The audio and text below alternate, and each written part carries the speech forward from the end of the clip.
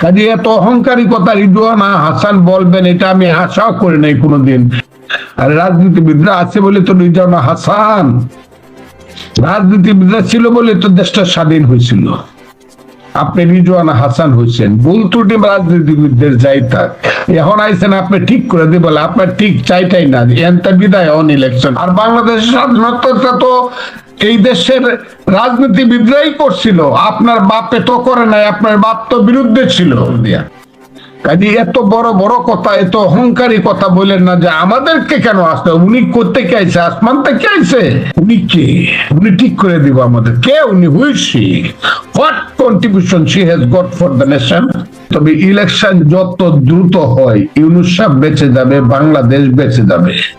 আর ইউনূস সাহেব ইলেকশন না দিয়ে তার সরকার যত বেশি বিনা ভোটে ক্ষমতায় থাকতে যাবে, দুর্ভাগ্য তাদের জন্য অপেক্ষা করছে, এটা আমি মনে করি। এবং সেই দুর্ভাগ্যটা শেখ হাসিনার চেয়ে খুব কম হবে, এটা আমি মনে করি। রিজওয়ানা হাসানকে আমি বলতে শুনলাম যে রাজনীতিবিদরা যেটা 53 বছরে পারেন নাই সেই কাজটা আমরা করতে যাচ্ছি। এই যে রাজনীতিবিদরা পারেন নাই ওনারা পারবেন অথবা ওনারা করতে যাচ্ছেন, এই মন্তব্যটাকে আপনি কিভাবে মূল্যায়ন করবেন? আমি ওনাকে রেসপেক্ট করব নিশ্চিত ভাবে। উনি একজন মাতৃ মানে নারী হিসাবে আমার মাতৃরূপী, কিন্তু উনি যে ধরনের কথা বলেন যত মিষ্টি মিষ্টি, এগুলো সাধারণত এত মিষ্টি কথা আমি শুনি তাদের মুখে যারা খুব সুখের শান্তিতে আছে। এবং সম্ভ্রান্ত পরিবারে বাঙালিদের মধ্যে কারা হয়েছে, যারা পাকিস্তানের বা তারও আগে যারা ব্রিটিশের আনুগত্য পাইছে তারাই বড় হয়েছে, এবং ওনারা সেই ধরনের পরিবার থেকে আসছে। এবং মুক্তিযুদ্ধের সময় ওনাদের পরিবারের ইতিহাসটা খুব মধুর না, কারণ আমার বাড়ি ওনার বাড়ি থেকে 18 কিলোমিটার দূরে, 12 মাইল। আর হবিগঞ্জ আমার বাড়ির থেকে 12 মাইল, আর কিশোরগঞ্জ আমার বাড়ির থেকে হলো 25 মাইল। আমি যে দালাল লোক, কাজে হবিগঞ্জের খবরটা বাতাসটা পূর্ব দিক থেকে প্রথমে আমার বাড়িতে এসে ধাক্কা দেয়। এবং আমি মুক্তিযোদ্ধা কমান্ডার বলে আমি জানি হবিগঞ্জে কারা কারা দালাল ছিল, রাজা কারা ছিল, আলবদরা ছিল, এবং কত মানুষ আমার পায়ে ধরে বাঁচবার চেষ্টা করছে। রিজওয়ানা হাসানদের পারিবারিক মুক্তিযুদ্ধের ইতিহাসটা খুব সুখকর ইতিহাস না। উনি যদি বলেন যে উনাকে আসতে হয়েছে 53 বছর পরে, উনার কাছ থেকে আমরা কিছুই চাই না। উনি কে, উনি ঠিক করে দিব আমাদের কে, উনি who is she what contribution she has got for the nation. তার কখনো উনি কবে রাজনীতি করছেন? ও কিছু এনজিও করছেন, আর কিছু ওই যে বিদেশি পুরস্কার পাইলে পরে মনে করেন যে মহান ব্যক্তি হয়েছেন, তা না। কিন্তু উনি ওই দিনের কথাটা আমার মনে হয়েছে রাজনীতিবিদদেরকে উনি খুব ছোট করছেন। আর রাজনীতিবিদরা আছে বলে তো রিজওয়ানা হাসান, রাজনীতিবিদরা ছিল বলে তো দেশটা স্বাধীন হয়েছিল। আপনি রিজওয়ানা হাসান হয়েছেন, ভুল ত্রুটি রাজনীতিবিদদের যাই থাক, এখন আইছেন আপনি ঠিক করে দিয়ে বলে আপনার ঠিক চাইটাই না এনতা বিদায় অন ইলেকশন দিয়া। নাইলে ইলেকশন করে দেখেন হবিগঞ্জের হেড টু কোয়ার্টারে আপনি তো মহিবুল হাসান সাহেবের মেয়ে, আমি ওনাকেও চিন্তা, কয়টা ভোট পান দেখেন, জামানতটা বাঁচে কিনা। যে আপনি ঠিক করবেন কি, আগে ভোটটা করে আসেন, হবিগঞ্জের মানুষকে জিজ্ঞাসা করেন যে আমি রিজওয়ানা হাসান, মহিবুল হাসান সাহেব আমার বাবা ছিলেন, অমুক ছিলেন, তমুক ছিলেন, আমরা সম্ভ্রান্ত পরিবারের ছেলে মেয়ে, ইলেকশন করে দেখেন তো কত পার্সেন্ট ভোট পান।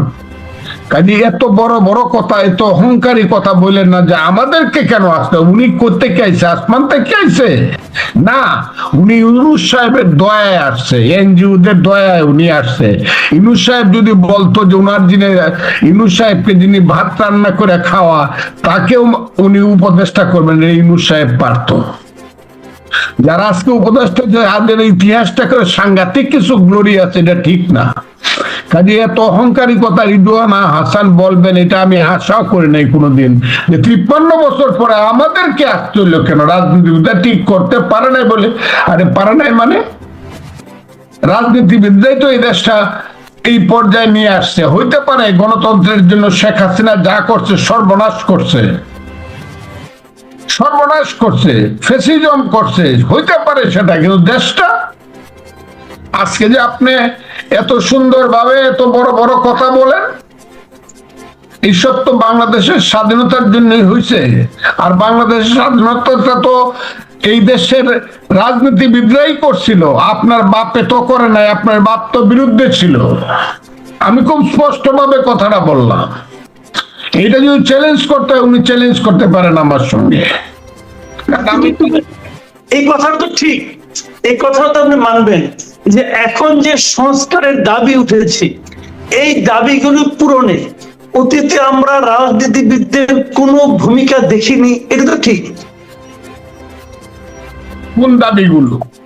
এই যে সংস্কারের দাবিগুলো উঠেছে, হ্যাঁ, কি সংস্কার করতেছেন তারা? আমার জানা দরকার, কি সংস্কার তারা করতে চান? কে এই মহাজ্ঞানী লোকটি? আমার জানা দরকার।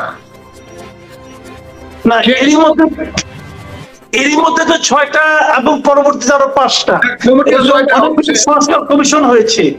এই কমিশনগুলো কর্মকাণ্ড এবং যোগ্যতা কি আপনি মানে গুরুত্ব দিতে চাচ্ছেন না?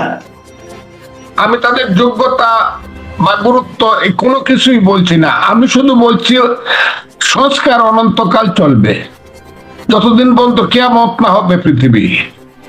যে নির্বাচন কবে হবে, এবং এই প্রসঙ্গটা প্রথমে এনেছে বিএনপি, আমি যতটুকু মনে করতে পারি, এবং ওনারা বলেছেন যে নির্বাচনে একটা রোড ম্যাপ থাকা দরকার। আমার একটা বিপরীত মত একটা আছে। অনেকে বলে বিএনপি নির্বাচনের জন্য পাগল হয়ে গেছে, নির্বাচন হলেই কি দেশের ভালো কিছু ঘটবে? তো এই যে প্রসঙ্গটা, এরপরে আবার দেখলাম যে আমাদের প্রধান উপদেষ্টা ডক্টর ইউনূস একটা নির্বাচনে একটা সম্ভাব্য তারিখের কথা বললেন, ঠিক তারিখ বললেন না, একটা সম্ভাব্য সময় দিলেন। যদি আংশিক আপনার সংস্কার হয় তাহলে এই বছরে 2025 সালের শেষ দিকে, আর যদি ওনার প্রত্যাশিত সংস্কার করতে হয় তাহলে 2026 জুন মাস। এই যে সামগ্রিক বিষয়টা, এটা নিয়ে আপনার কাছে আমার প্রশ্ন যে নির্বাচন হোক, এই চাওয়াটা কি তাড়াহুড়া কিছু? এটা কি চাওয়াটা কি অন্যায়, নাকি নির্বাচন আসলে বিলম্বিত হওয়াটাই ভালো? আপনি কি মনে করেন? আপনার প্রশ্নটার ব্যাপার আমি খুব সুস্পষ্ট ভাবে গত 3 দিন, কয়েকদিন, এবং আমার মনে হয়, আমি জানি না, আমার চেয়ে হয়তো বা অনেক জ্ঞানী গুণী মানুষেরা অনেক স্পষ্ট ভাবে বলেছেন, আমি আমার মতো করে বলেছি। আমি জনাব ইউনূস সাহেবের হাইট, তার পার্সোনালিটি, তার যোগ্যতা, এইসবের ব্যাপারে আমার কোনো প্রশ্ন নাই, এবং সেটা হলো পলিটিক্স এর বাইরের ফিল্ডে, নট ইন পলিটিক্যাল ফিল্ড। আগে আমার মনে হচ্ছিল যে উনি বোধহয় এই ফিল্ডেও এই যোগ্যতাটা উনি প্রমাণ করতে পারবেন। এখনো প্রমাণ করতে পারেন নাই, এটা আমি বলতে চাই না।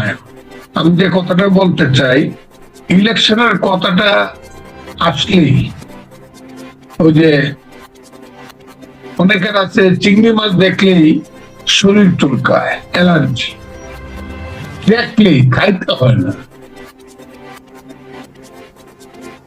অনেকের আছে বেগুন খাইলে ঠুট ফুলে যায়। এই সরকারের কাছে আমার মনে হয় ইলেকশন দি ভেরি ওয়ার্ড, যে নির্বাচন নামটাই তাদের কাছে, নির্বাচন নামটাই তাদের কাছে একটা অ্যালার্জি। কারণ আমি বহুদিন পরে, 4 মাস পরে জনাব ডক্টর মোহাম্মদ ইউনূস সাহেবের মুখে নির্বাচনের একটা সম্ভাব্য সময় শুনতে পেলাম। এটা বলার সঙ্গে সঙ্গেই আবার শুনতে পেলাম যে শেখ ইউনূস সাহেব যাদের মাধ্যমে চলেন, খুবই দুর্ভাগ্যজনক ভাবে উনি বলে ফেলেছিল যে ছাত্ররা আমাকে ক্ষমতায় বসিয়েছে, এবং সারা পৃথিবীতে উনি বলার চেষ্টা করেছেন ছাত্ররাই এই সরকারকে পতন করছে এবং আগামী দিনে ছাত্ররাই দেশ গড়বে।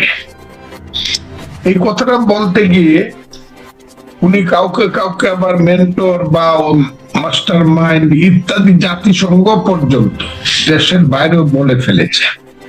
এবং উনি প্রায় উনি এমনও বলেছেন, ছাত্ররা আমাকে বসিয়েছে, আমাকে ওরা যেদিন বলবে সেদিন চলে যাবে। ছাত্রদের মূল সংগঠনের নাম হলো বৈষম্য বিরোধী ছাত্র আন্দোলন, এবং এটার প্রধান ব্যক্তিদের নাম হলো সমন্বয়ক। এটা বাংলাদেশের ডিকশনারিতে খুব রক্তিম অক্ষরে লেখা থাকবে, স্বর্ণালী অক্ষরেও লেখা থাকতে পারে সমন্বয়ক। আবার অনেকে বলে সমন্বয়ক।